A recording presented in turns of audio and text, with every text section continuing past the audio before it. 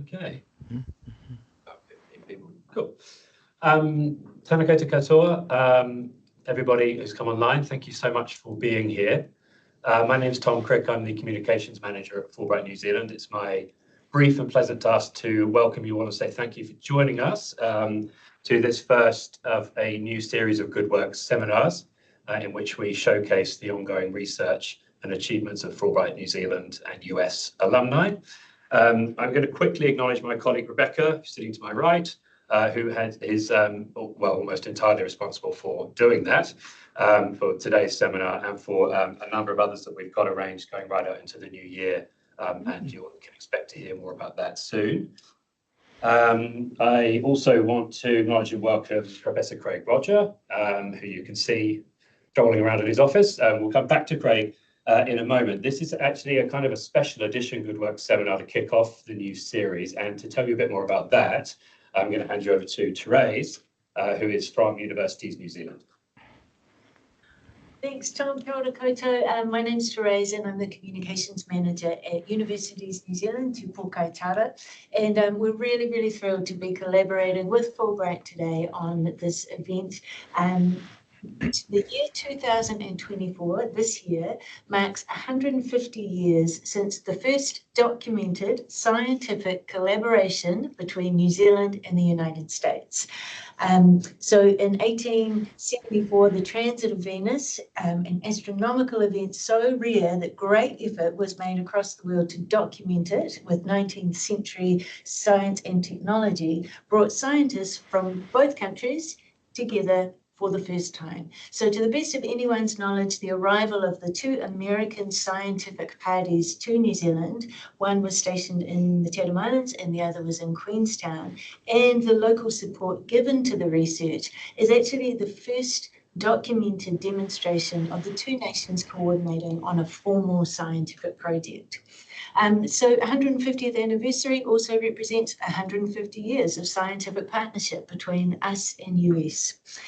This year, Universities New Zealand, Te Pōkai Tara, in collaboration with Massey University, Fulbright New Zealand, and a number of other organisations, have been hosting a bunch of different events around Aotearoa in the Chatham Islands, and as well later on in the year in Philadelphia and Washington, DC, to mark this very special anniversary. So we're really thrilled to be here and really glad to be involved in today's Fulbright New Zealand Good Works program. So thanks very much.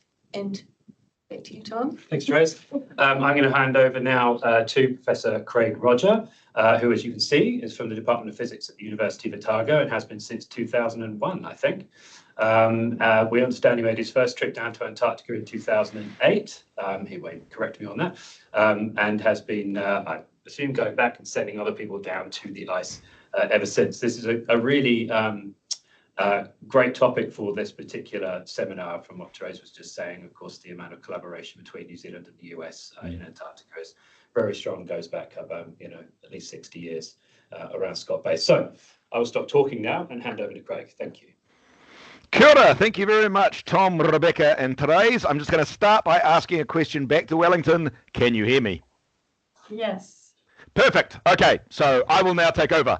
So, as Tom kindly said, my name is Craig Rodger. I am from the University of Otago, here in Dunedin on what is rather a cold and grey winter's day. Spring day, sorry. We're already at spring and it's like this. I'm going to be talking to you about what it's like to go down to Scott Base in a rather personal sense. So I've been lucky enough to go to Scott Base 4 times, and I have sent people just about every year since 2008, as Tom said, when we first did our Expedition 1 to Scott Base back in 2008. So a number of New Zealanders have been to Scott Base, and many more New Zealanders are aware of other people who have been to Scott Base. So I'm keen to give you a personal take on what it's like to go there, what it's like to live and work there, just a little bit about my science, because I love to talk about my science.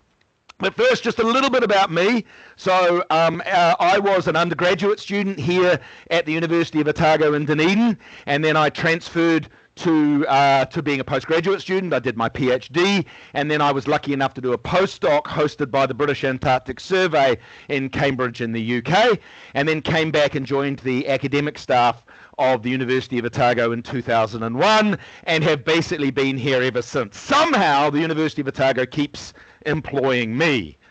Thank you, Universities New Zealand, and particularly the University of Otago, for paying my salary. And then I was lucky enough to win a Fulbright award that enabled me to go to the United States in, I'm pretty sure that was 2015, where I spent 3 months in the University of Iowa working in Van Allen Hall, and 3 months in the University of Colorado Boulder working at LASP, the Laboratory for Atmospheric and Space Physics. So very, very cool. But I'm here to talk to you today about Scott Base, Antarctica, and it's already been said, we have these very strong scientific and operational linkages with our partners from the United States, particularly when operating in Antarctica. So this is going to be a very image-rich talk based on what it would be like if we went to Scott Base, the process of getting there, what it's like to live there, work there, to operate at Scott Base. And I should say, because everybody's experiences are different and things can be a little bit different at different times, I need to take blame for anything. You know, this is very much my experience. These are going to be my stories of going down. Now, how would you start? Honestly, if you're a tourist, then you're going to buy a ticket. I looked up the costs of going to Antarctica online, and it's somewhere between 10 and 50,000 New Zealand dollars for trips between 10 and 30 days. And that almost certainly means you're not going to be going to Scott Base. Antarctica New Zealand, like most of the Antarctic Treaty partners, are not particularly supportive of the idea of Antarctica as a tourist destination. It is a continent for science and for study, not as a place for tourists to visit. Now, having said that, there are many, many people who go to Scott Base who are not just scientists, and a whole lot of them are tradespeople, because without those people with all of those skills to keep the lights on, to keep the water flowing, to keep the plumbing systems going, to make the food, to keep things operating, the communications, the cleaning, the day-to-day operation of the base, it's such a involved and important operation. And I know every year Antarctica New Zealand advertises for jobs, and they're looking for a wide range of different skills. So that's a route where you don't have to be a nerdy space physicist to think about going down to Scott Base, and I would consider it. I would encourage you to consider it, because they're always looking for good people. However, if you're someone like me and you're a scientist, you basically need to find some money, and then you need to convince Antarctica New Zealand that they want to give you the logistical support to enable you to go down to Scott Base and to do the science work that you want to do. So, assuming that that is successful, you get told a day on which you're going to be travelling down from Christchurch to Scott Base. And so generally, at least my team, try to go to Christchurch the day beforehand, the afternoon beforehand, and visit Antarctica New Zealand, go into the depot and get issued with our Antarctic clothing. And this is one of your first experiences of walking into Antarctica New Zealand, and the first thing they do is give you everything that you really need to be able to survive on the ice. They have this large depot filled to the brim with jackets and clothes and hats and gloves and boots. And of course, you have already filled in a form out online to tell them how big you are, and then they've got it all sitting there waiting for you. And in fact, it's quite an amazingly organized and it's a really good experience, because you walk into the space and they say, here is the clothing that we're going to issue you, and everything has your name on it, and it's in the sizes that you're expecting, but they want you to put it on while you're there to make sure it fits you. So it's very reassuring. You know from the moment that you step in how professional and how organized these team are. And then you start looking at the clothing, and it's magnificent clothing. So Antarctica New Zealand Zealand is using clothing from the New Zealand company Earth, Sea, Sky, and I understand that their factories are only in New Zealand. It's magnificent heavy weather clothing. It's basically all in this color scheme you can see here of black and orange. We stand out so much. And the first time I put it on, I felt like some sort of astronaut. You know, there was a New Zealand flag on my shoulder. There is an Antarctica New Zealand logo, my name badge on the front. This is beautiful clothing. And in fact, one of the things we're advised with when we go over to visit McMurdo is to think before hanging some of your nice clothing on the coat racks in McMurdo, because somebody might take your clothing to because it's so nice. But the other thing is that all the Americans are walking around in these bright red outfits, big red, and if you see somebody in the distance wearing a red jacket, then you know it's one of the American teams. If you see them wearing an orange jacket, you know it's one of the New Zealand teams. And honestly, there are very different rules as to what the New Zealanders can get away with relative to what our US friends can get away with. So this picture here is actually showing me putting on all of my extreme cold weather clothing. So this was the very first time I went to Antarctica. I'd gone to Antarctica, New Zealand. They'd issued me with the clothing. I tried everything on. That was great. Then I went back to the motel and I put everything on to take a photograph of myself.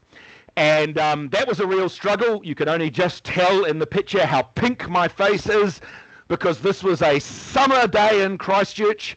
It was late. I think it must have been it was early December in Christchurch. It was very, very hot, and I'd put on this heavy jacket that was rated to minus 50 degrees Celsius, and these huge boots and all of this heavy gear so I could take a photograph of myself, and that was a bit of a struggle, honestly. So, but you get issued with everything you need. Then the next morning, you need to head out to the Antarctic passenger terminal. And so I'm wearing some clothing that I'm going to be wearing. In particular, I've got handy my extreme cold weather clothing. The rule is that you need to be wearing your extreme cold weather clothing to fly down to Antarctica and to fly back, particularly if anything goes wrong and the plane has to ditch. They want you in the heaviest clothing you can, and so that's why I've got the boots sitting on the top of the pile. And then there is the green bag, which is sort of your airplane carry-on, if you will, which has things that you need with you to take down. And then there is the big black back bag, which has all of my Antarctic clothing that Antarctica New Zealand issued. And then at the very bottom is my stuff, some clothes and some tools that I took to Antarctica the first year. And I have since learnt over the four times that I've been, that I'm really taking too much of my own stuff down there. I just need things that sit close to my skin, some socks, some underwear. Generally, Antarctica, New Zealand will provide me everything that I need to wear when I'm outside, and I just need a little bit of stuff to wear inside where it is really quite warm. A toilet bag and, very important, a towel. Just like the Hitchhiker's Guide to the Galaxy, the advice from Antarctica, New Zealand is bring your own towel. And so it's very important that you bring your own towel. Okay, so you then go to the Antarctic passenger terminal in Christchurch early in the morning, stand in a line, present your ID to be able to get in, go through security, and then you'll be there with a small number of New Zealanders and a large number of Americans who are going to fly south to Scott Base. And at that point, generally, the Americans show you a movie, which they show everybody every time. I'm not saying the movie never changes. I have seen some small changes over time. And about that point, normally the person who's helping you from Antarctica, New Zealand, gives you a nod, and that's a really good time to go into the toilets and change into your really extreme cold weather gear, because you don't want to be in that too long while you're on the ground in New Zealand in the summertime. Now, planes leave from Christchurch. Christchurch is the main hub from which we go to Antarctica. And the distance is 3,850 kilometres, like I've said there, which most people don't think of these sort of distances in kilometres. But to give you a feeling, if you're flying in a jet plane, that takes about 5 hours. So remember that the east coast of Australia is about 3 hours away from New Zealand. The nearest ring of the Pacific Islands is about 3 hours north of, say, Auckland. But if you're going to locations like Los Angeles, it's more like 11 or 12 hours. Singapore, maybe 10 hours. So Antarctica is actually a lot closer to us in New Zealand than most of the world that we would like to go to, except for Australia. Okay, other than Australia and the Pacific Islands, they're close to us, and then the next closest thing is Antarctica. And hopefully you're going to be flying south in a US Air Force jet, because it takes much less time, and honestly it's a lot more comfortable. So hopefully you're going to be going out, going through security and getting on the Royal New Zealand Air Force bus to head out to this plane here, a Boeing C-17 Globemaster III, which is a very large US Air Force military transport that is operated by I think it's the New York State Air National Guard. The last time I went, which was just a small number of years, we got on this bus, Royal New Zealand Air Force bus that drove us from the Antarctic passenger terminal through Christchurch Airport through the edge of Christchurch Airport to that plane. And one of the things that I was really amused by was that this was a Dunedin City Council bus. It had all inside, it was full of signs about Dunedin, which they have just not changed at all when it changed its service for the Royal New Zealand Air Force. So you basically, the bus drives up to this plane, and then you sit on the bus. You sit on the bus until the people on the plane from the US Air Force tell you that it's okay to board. And this is yet, there's a lot of experiences in going into Antarctica in where the military phrase, hurry up and wait, is very much a good summary. Essentially, they want you ready for when they want you. And that means an awful lot of you standing around waiting, ready, but just waiting. And so for me, my overwhelming memories is sitting on the bus and just sweating. At this point, you're wearing a lot of your extreme cold weather clothing, maybe not absolutely all of it, if you can try and have something hung over your shoulder if you can. But the bus is pretty often pretty tightly packed, and you're just sitting on this bus in the sun cooking, waiting for somebody from the plane to give you the thumbs up so that you can get off the bus and get on the plane. Now you'll see next to that picture of the plane a small white truck. Now that small white truck is really, really important, because that small white truck is full of food. It is full of brown paper packed food, like a packed lunch. And as you get off the plane, you should have a water bottle filled up, and a person will be handing you your packed lunch to fly south with. And that's a very important thing, because you've got a 5-hour flight, maybe an 8-hour flight if you're on a Hercules. A piece of advice that I got given on my very first flight south was, don't eat all the food until you're past PNI. PNR. So PNR is the point of no return. And so that is essentially if you're flying south, there is a certain distance at which the plane has to commit to land. And at that point, it will land at the end. It has to land because it doesn't have enough fuel to get back. So once you're past PNR, you know you're going to be landing, and then there's going to be other food options. If the weather is bad at the far end, you might experience the delights of what's referred to as a boomerang, where you fly south, and then eventually they decide that you can't land, and then you fly all the way back to Christchurch, and you might try again the next day or the day after that. And so this is why the advice is not to eat all of your food until you're really confident that you're going to land. Boomeranging doesn't happen very often. My colleague James Brundell, who goes down to support my experiment very often, James has now been to Antarctica 14 times. Next year will be his 15th. He has boomeranged once now, which was actually just last year, unfortunately. It's very common to fly down in these large C-17s, but it's also possible you might be flying down on a C-130 Hercules from the New Zealand Air Force, the American Air Force, or sometimes the Italian Air Force. Recently I went down on an Italian Herc. So inside the C-17s, C-17s are large transport planes, built by Boeing, but inside it's very different because they've removed so much of the nice cladding which hides all the wires and things. So you can really see a lot of the inside of the aeroplane that's hidden from you. A C-17 is a very large aircraft. It is capable of holding one US Army main battle tank and flying it somewhere around the world. But it can hold an awful lot of people and cargo. We are normally encouraged to sit down the side here in the jump seats, and you take off your very large jacket and you tuck it into the jump seat, and thereby providing you a really comfortable padded space. And I rather like sitting there. The centre is often full of cargo, but sometimes if a lot of people are being moved, then aeroplane seats get bolted into that central area, and people sit in the aeroplane seats. Near the back, there is a cargo ramp to facilitate cargo coming in and out. You're not meant to wander around on that. The other really nice thing about the C-17 is that it has a proper toilet. It's like a 1970s aeroplane toilet, but nonetheless, it is a toilet with a door and a button that will flush. And it's the small things that make one happy, right?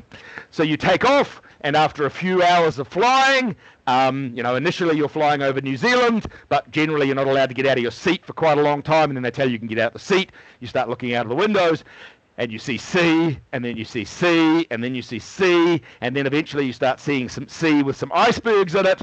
But after a while, you will get down to Antarctica and start to see some really spectacular views of mountains and glaciers and fabulous opportunities. Most years, there's an opportunity to visit the cockpit.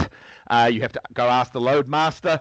Generally, the crews are pretty happy to do that. I've actually only been lucky enough to go up to the cockpit once. My colleague James has been many, many times, and normally some of the spare seats at the back you can sit in and just marvel at the views of what the pilots can see and the experiences they have. And sometimes they're even interested to have a chat with you, which is quite cool.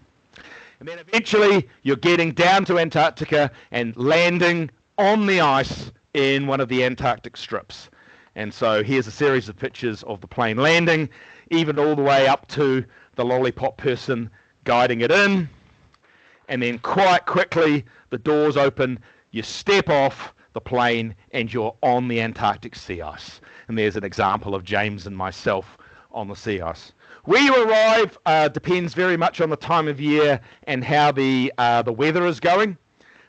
Generally nowadays you'll be landing at an airstrip called Phoenix Field. Previous to that it was Pegasus, which is quite some distance away from McMurdo and Scott Base.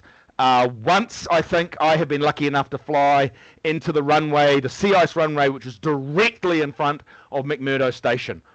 Just, like it felt like we were walking distance from McMurdo Station. Just like all airports, no one's actually going to let you walk that area. They have to put you in a van and drive you for the small number of minutes across the ice to get to the base. But that was fairly amazing.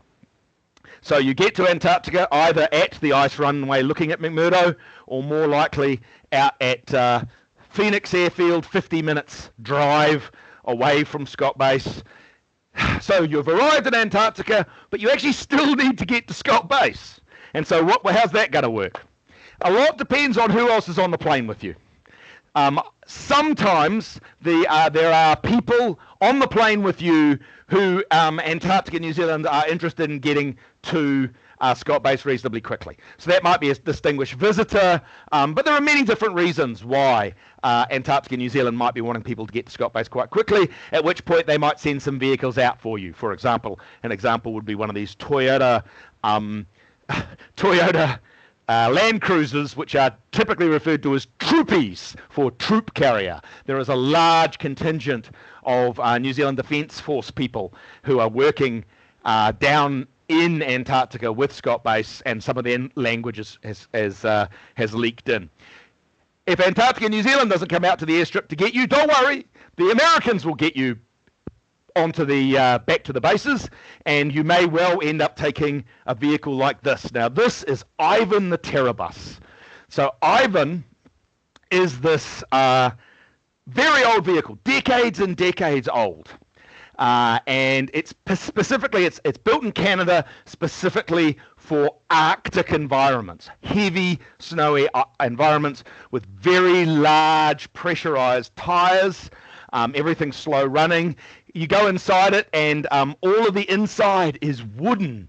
Because it's from a different era. My understanding is that there are fan clubs for these terror buses. There's only a small number of them being built over the years to take people around in these snowy environments.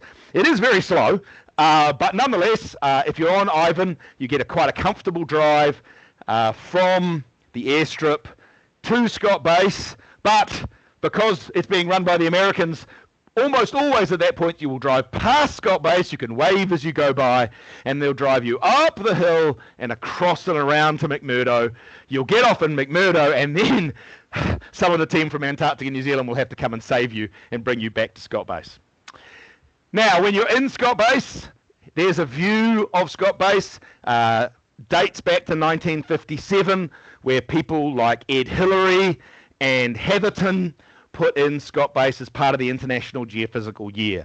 A decision was made right back in 1957 to put Scott Base where it was because it was so close to the American base that was being put together, McMurdo, and the idea of sharing logistics. During the summer, there's meant to be about 85 people staying at Scott Base. Now, that number is highly variable, and it's 85 people roughly on base, and then often at least the same number, if not more, working out in the field in field camps around Scott Base, sleeping in tents or in converted shipping containers and working out on the ice, maybe just coming back to Scott Base, sometimes for exchanging data or for a shower, and just to check in.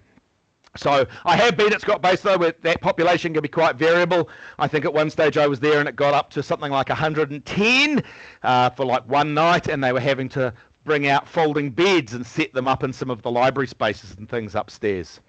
I always love to point out this sign, which used to be at the top of the road. I'm trying to mark it. I'm not sure if you can even see this, but the road that's behind Scott Base, there used to be this large sign there. Welcome to Scott Base, capital of the Ross Dependency with a population. It's effectively sort of an AA sign.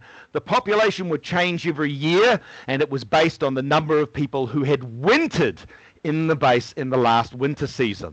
And I used to love the sign because I just thought it was so humorous with the alpine kea, the possum, and then a list of all the services that were available at Scott Base. You know, information, toilets, phones, petrol, tea and coffee, food, place to sleep, medical services, parking, a rest area, and you can even see in the more modern sense somebody added the symbol for internet access. And I used to think that was lovely.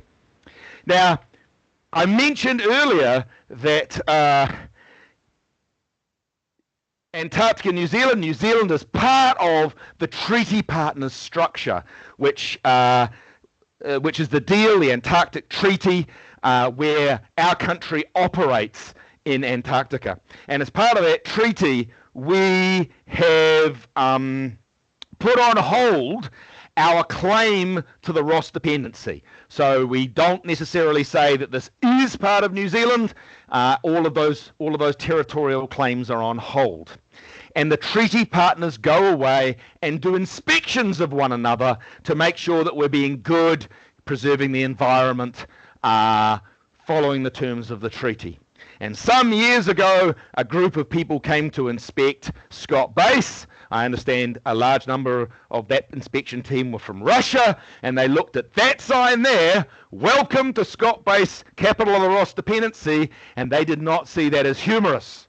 They saw that as a territorial claim. Oh, it's a bad thing. And so that sign had to suddenly disappear, which I'm very sad about because I think it was funny. And this is not like Elon Musk, ha-ha joke, you know, after I've said something completely insane. I just thought that that was a very gentle thing. And so that sign had to be shipped back to New Zealand. I believe it's in the warehouse at Antarctica, New Zealand now. Just as a suggestion, if anyone's involved with Te Papa or one of the many great museums we have in New Zealand, go talk to Antarctica, New Zealand about putting that properly in storage at some point because it's a wonderful piece of history. If you go look at Scott Base, the buildings are all painted bright green. It's absolutely lovely. Inside there is all the facilities that you need to live and work and operate. So here's the dining hall where we sit, communal dining. You help yourself to food up by the kitchen. I did get permission from the chefs to take this photograph here. This is actually a Sunday brunch.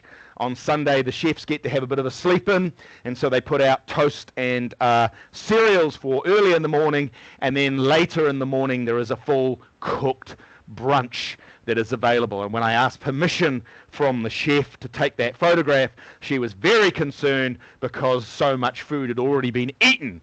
She was concerned that it wouldn't show off how generous they are. Almost every year I've been down, basically I've been 4 times, and 3 of those times the food was outstanding, absolutely outstanding in terms of the quality and the variety. And of course it's really important because human beings, you know, they run on their food. You're in this environment which is cold, you're working hard, coming back to Scott Base and enjoying really high quality food, whether it is the morning and afternoon teas with these amazing sausage rolls or biscuits, or the magnificent meals in the evening. Honestly, I mean, you can just look at me. I like my food. I gain weight when I go to Scott Base, even though I'm outside working so hard, because the food is really, really good. A small number of years when I was down, or maybe it's a long time ago now, passage of time, I recall that there were 2 chefs at that time, a very, very tall man who I think had come from Switzerland, and a slightly shorter lady who had come from the North Island. And his last job was in a 1-star Michelin restaurant in Europe, but she had come from a pastry shop in, I think, Napier, and she could make really, really good custard squares. And so she was the chief chef, and she was running everything magnificent. Really good for morale too. Now, one of the things that we're very lucky about for Scott Base, there's a large number of buildings, but almost every building is joined to the other buildings with a corridor, which are heated, so you don't actually, to get around the base, you don't have to go outside. Once you've gone inside and changed out of your outside clothing into much lighter clothing for the warm environment inside, you can walk around. And since about 2009 or 10, all the corridors are full of magnificent pictures of New Zealand. Generally, we're talking sort of like touristy pictures, but it's just lovely. You'll notice this heavy metal frame, though, that's part of the corridor. That actually turns out to be quite important. Antarctica is very, very dry. Very, very dry. At least whenever I have been there, it has been very, very dry. And as you're walking along, you very quickly build up a static discharge. And so basically what you quite quickly realize is that very often you need to go and discharge yourself by tapping your knuckle against one of those orange metal poles. And you need to do that quite regularly. You'll often hear a little click, sometimes even a bit of a zap as you discharge yourself on the poles. And what tends to happen, you know, when you first get down there, or if you haven't been for a while, you forget for a bit and you start walking down the corridor, and then suddenly it's like, oh dear, I haven't discharged myself in ages. And at which point you have to walk up very gingerly to one of these posts to discharge yourself.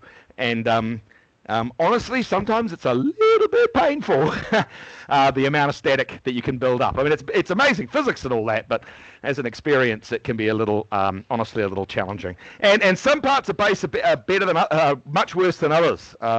When I was last down just 2 and a bit years ago, the area where the main working offices are, where a whole lot of the decision making is made, and also the sign-in, sign-out book, that is a really high static generating environment. You just walk a small distance in there, and maybe it's just the clothing I wear, but I generate massive amounts of static electricity there. Okay, but of course, Scott Base is a fully operational area. There are mechanical areas to maintain the various vehicles. You can see part of a skidoo in the background there, and they're working on one of the Antarctica New Zealand Hagelins, which are tracked vehicles, I think originally from Sweden, which have been brought to Antarctica. I know some of you may have gone to the Antarctic Experience in Christchurch, where you can have Hagelin rides. They push them way harder than Antarctica New Zealand ever would. They're normally, they're good vehicles to get around, and you can see, one of the nice things about the Hagelins is they have these rooftop exits on the top, and they can float in the unlikely possibility that they fall into the ice, into the sea ice. But this is possible, and so having a aluminium tracked vehicle which can float is a big advantage. So, of course, Scott Base is an operational working environment. It's not a hotel, and generally, essentially always, if you're a scientist, you're going to be sharing a room with other scientists in bunk spaces. So they tend to be laid out by gender, but you'll be sharing a room with multiple people. Now, you know that I've only been down to Scott Base 4 times, and my colleague has been 14, and part of that is that I personally struggle going down to Scott Base that often because I don't sleep down there very well. Something in my head says that there should only be one snoring man in my bedroom, and that snoring man should be me, and so when I'm in these bunk beds, I don't sleep that well. It's also slightly a difficult working environment in terms of email access, and I don't sleep well. I get stressed about work, and so basically I send other people who want to go more often than not. But nonetheless, you end up basing yourself in these facilities here, and they work well. There's a area. It's also slightly cooler down in Q Hut, where most of the scientists will be sleeping. When you arrive, you're generally encouraged to do Antarctic field training or Antarctic skills training to make sure that you're safe in Antarctica. So going away and doing a course on putting up Antarctic tents and laying out cooking facilities. I think this was my first trip down. We went away and spent what felt like a really long time putting up this tent and shoveling snow to make sure it would stay nice and stable, and that was all good. Except then they said, "Oh, you're not going to sleep in that. We're going to make snow caves or snow holes to go sleep in." I was lucky that shortly beforehand, a bunch of New Zealand Defence Force engineers had been there, and they'd dug these gigantic holes in the snow, and so we went and just made some modifications to their holes, and I ended up lying under there trying to sleep. I didn't sleep very well, honestly, because I was very aware that I had several meters of frozen snow and ice above my head, which I rather struggled with, but nonetheless. One of the things that is great, though, in terms of Scott Base, the Antarctica New Zealand is really keen that you get out and be healthy, and there is cross-country skis that you can go away and borrow and take yourself out, mountain bikes. Of course, there's also some gym facilities on-site base, but there's a bunch of routes to get you out, safe, and enjoying the environment around you. So once you start doing some work, and I very briefly want to talk about my work, this is my antenna. We installed that in December 2008, and that's what we send people down every year to go look after. This antenna, it's not very high. It's this thing here. This triangle, and it's used for picking up radio signals, particularly from lightning, but also from man-made transmitters around the world. Now, you might say you didn't think there was a lot of lightning in Antarctica, and that's true. There's almost no lightning in Antarctica. It's very, very uncommon in Antarctica. But the radio waves produced by a lightning discharge are so strong they can travel thousands of kilometers and reach the low radio, the quiet low radio noise, the quiet zone in Antarctica, and then we can pick up pick up those radio waves and determine the location of the lightning. We also use them as a form of poor man's radar, where somebody else pays for a very large transmitter, launches a very low frequency radio wave out into the environment, and that is trapped between the Earth, where the Earth could be the conducting ground or seawater, and the the lowest part of the ionosphere. The ionosphere is the charged part of Earth's atmosphere. At night, it's going to be about 85 kilometers. The wave will be trapped inside this region. Somebody else pays for the transmitter. It's normally nations who are using them for military purposes. We don't know what they're saying, but we can pick up the radio waves thousands and thousands of kilometers away, and we use it as a poor man's radar to monitor energy coming in to the upper atmosphere. So if you have energy in the form of hot particles coming from space or solar X-rays from a solar flare zapping the ionosphere, it will change that radio wave as it bounces between the Earth and the ionosphere, and thereby we can monitor heights like 85 kilometers very cheaply from the ground. And 85 kilometers is a very difficult altitude to monitor otherwise. It's too low for satellites. A satellite would just fall out of the sky. It's too high for an aeroplane or balloon. Some of the only things that can monitor those sort of altitudes are rockets, but a rocket goes through very quickly, and so it's a very short measurement. So we use this technique. The nearest of these large military transmitters to New Zealand is located on the west coast of Australia. It has a call sign NWC. It's actually one of the most powerful radio transmitters in the world, operating at 19.8 kilohertz. So very roughly, it's got a 20-kilometer wavelength. It's broadcasting 1 million watts of power, and we monitor it in Dunedin, and we also monitor it in Scott Base. Let me zoom in on that transmitter. And as you come in from space, you can see it looks more and more like some sort of alien landing field to me. It's absolutely huge. So here's a picture of a scale of 950 meters. The central tower is 390 meters high. Then there is an inner ring, a hexagon of towers, each one of which is 300 meters, and then an outer ring, which is 364 meter high towers. Huge site, pumping out vast amounts of energy out into the environment. We're not paying for that. The US taxpayers are, thank you. We're just using them as a scientific experiment to monitor the atmosphere. And our Scott Base receiver is one of many receivers we have around the world. This is a collaboration run by the University of Otago and the British Antarctic Survey with friends from around the world. Each one of those red diamonds is one of our receiving locations. The green dots is a transmitter, and it makes a network that we call AARDVAC, the Antarctic Arctic Radiation Belt Dynamic Deposition VLF Atmospheric Research Consortia, which is too long an acronym, but I wanted an acronym that people would remember when I met them overseas at conferences. Okay, so that's a less busy version of the same map to show you our AARDVAC, our system for, so mostly we do our work up at arrival heights. That's where our equipment is. I send people down almost every year to do maintenance on the experiment. It's a tough environment down in Antarctica. Up at arrival heights, very high winds, very cold. And we also go get our high resolution data, look for noise sources. Now, Daniel made a nice movie of when he was down. So let me see if I can show this to you. So looking out across Arrival Heights towards Second Crater and Mount Erebus in the background. And now he's panning to look out over the Antarctic ice sheet and the Royal Society Range, the mountains in the distance. So Daniel was a PhD student who was working with me near the end of his PhD. He and I and James went down to Antarctica together. There we go. So that's the end of that. I'll stop that. Cool.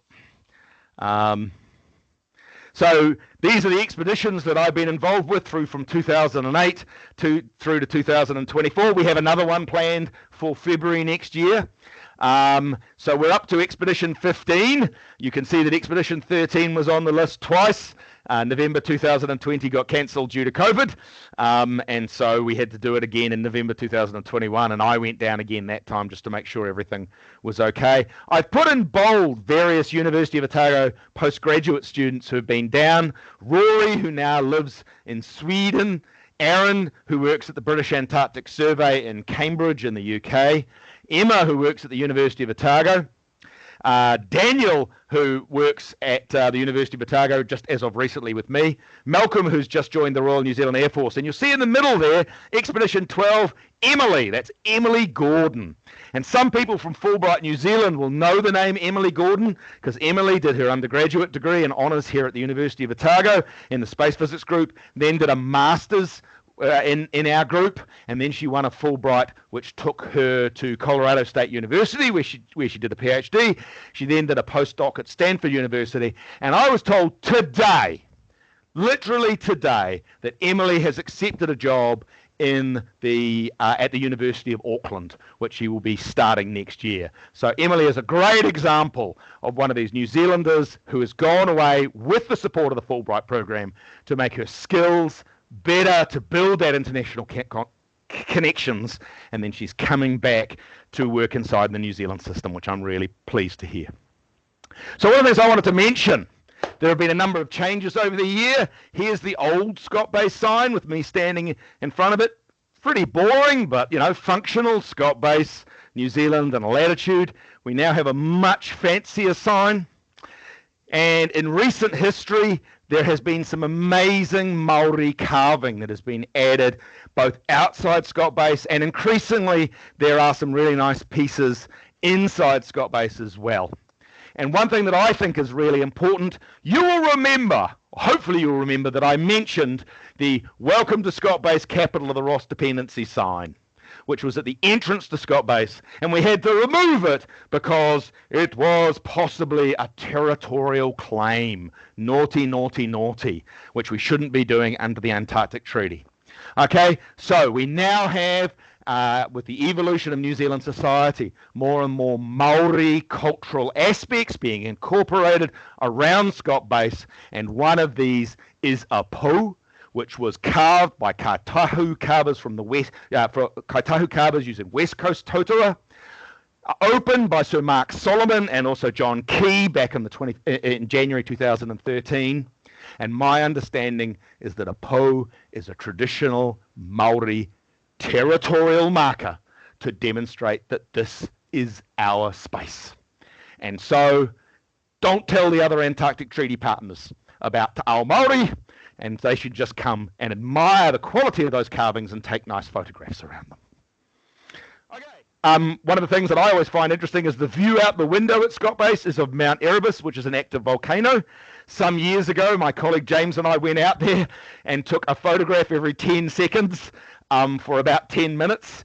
And then we made a time-lapse picture of it. This was in 2008. Of course, nowadays you can do that so trivially with various online tools, or even just a nice camera. But we were amused. And one of the things I find amazing is when you look at Mount Erebus, you can just see the change. You can see that it really is an active volcano as that plume is changing at the top. We don't go out to Mount Erebus. That, of course, is a highly sensitive and sacred site.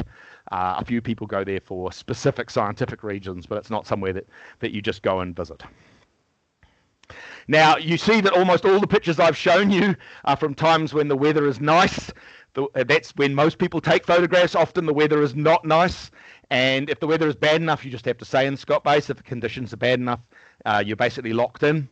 But otherwise, you can go out and work, but you just have to be careful because the wind levels are high and it's difficult.